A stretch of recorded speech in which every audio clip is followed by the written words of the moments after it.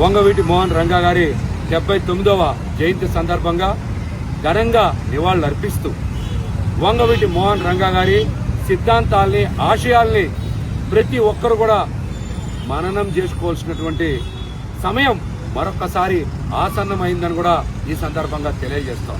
ఎందుకంటే రంగా గారు పేద ప్రజలకు చేసినటువంటి సేవ, సామాజిక వర్గాల మధ్య ఎప్పుడు కూడా విభేదాలు రాకుండా అందరినీ కూడా కలిపి ఉండేలాగా సామాజిక న్యాయం అనేటువంటి గొప్ప అంశాన్ని అమలు చేయడంతో పాటు పేద ప్రజల సమస్యల పట్ల అంకిత భావం చూపినటువంటి ఒక గొప్ప నేతగా వారి ఆశయాల్ని, సిద్ధాంతాల్ని ఖచ్చితంగా ప్రస్తుత యువతరానికి తెలియజేయాల్సినటువంటి బాధ్యత ప్రతి ఒక్కరికి కూడా ఉంది. ఒక కామన్ మెన్ గా కార్పొరేట్ పాలిటిక్స్ ని ఖచ్చితంగా వ్యతిరేకించాల్సిన సందర్భం అని కూడా ఈ సందర్భంగా మేమైతే చాలా స్పష్టంగా తెలియజేస్తాం. సామాన్యులు రాజకీయాల్లో ఉండాలి, మధ్యతరగతి ప్రజలు రాజకీయాల్లో ఉండాలి, ప్రజాసేవ చెయ్యాలి, సమస్యల పట్ల స్పందించాలి, సమాజం పట్ల బాధ్యతగా వ్యవహరించాలనేటువంటి రంగా గారి స్ఫూర్తిని ఆదర్శంగా ప్రతి ఒక్కరు కూడా తీసుకోవాలని కూడా ఈ సందర్భంగా తెలియజేస్తారు. రాజకీయాల్లో ఉండేటువంటి వ్యక్తుల భాష నియంత్రణలో ఉండాలి, భాషని చాలా జాగ్రత్తగా ఉపయోగించాలి. ఎందుకు ఈ మాట మాట్లాడుతా ఉన్నాం అంటే మనం ఎట్లాంటి విత్తనాలు వేస్తే ఫలితాలు కూడా అట్లాంటివే వస్తాయి. ఈ మధ్య ఉప ముఖ్యమంత్రి పవన్ కళ్యాణ్ గారికి అసహనం విపరీతంగా పెరిగిపోయింది.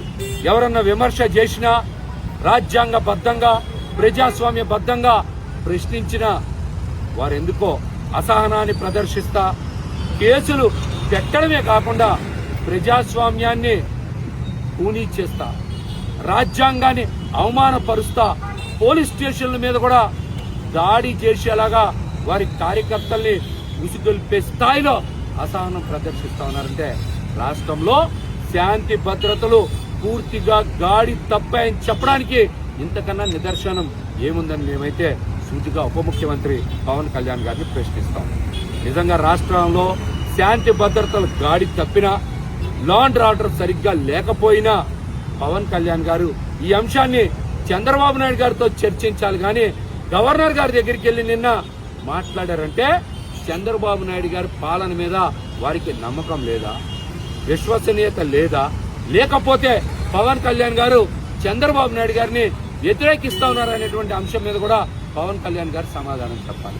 నిన్న గవర్నర్ గారిని కలిసిన తర్వాత ఈ అంశాల మీద మాట్లాడారు, ఎందుకు కలిశారు, లేకపోతే ఈ సోషల్ మీడియా అంశం మీదనే మాట్లాడారా, తదితర అంశాల మీద వారు స్పష్టత ఇవ్వాల్సినటువంటి అవసరం, ప్రజలకు సమాధానం చెప్పాల్సినటువంటి అవసరం ఎంతైనా ఉంది.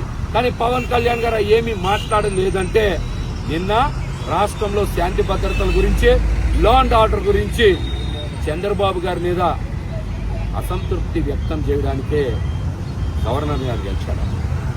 చంద్రబాబు గారిని కలిస్తే మీరు ప్రభుత్వంలో భాగమే కదా, ఈ అంశాల మీద చర్చ చేసేవాళ్ళు ముఖ్యమంత్రి గారిని కాకుండా గవర్నర్ గారిని కలిశారంటే ఇందులో ఉండేటువంటి అంతరార్థం ఏంటో పవన్ కళ్యాణ్ గారే సమాధానం చెప్పాలి.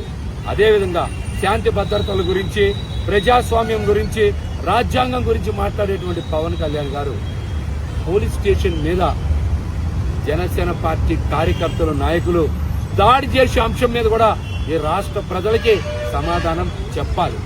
ఇవన్నీ ఎందుకు మాట్లాడుతున్నాం అంటే రంగా గారు అనేక సందర్భాల్లో ఎంతో నియంత్రణ, సంయమనం పాటించబట్టే అనేక సందర్భాల్లో గొడవలు జరగల, శాంతి భద్రతలు గాడి తప్పల. కానీ ఈరోజు చిన్న చిన్న సంఘటనలకే పవన్ కళ్యాణ్ గారు అసహనాన్ని ప్రదర్శించడంతో పాటు రాజ్యాంగేతర శక్తుల్ని, సంఘ విద్రోహ శక్తుల్ని ప్రోత్సహిస్తే ప్రజలు చూస్తూ ఊరుకోరు. సరైన సందర్భంలో వారికి కూడా బుద్ధి చెప్తారని కూడా ఈ సందర్భంగా తెలియజేస్తారు.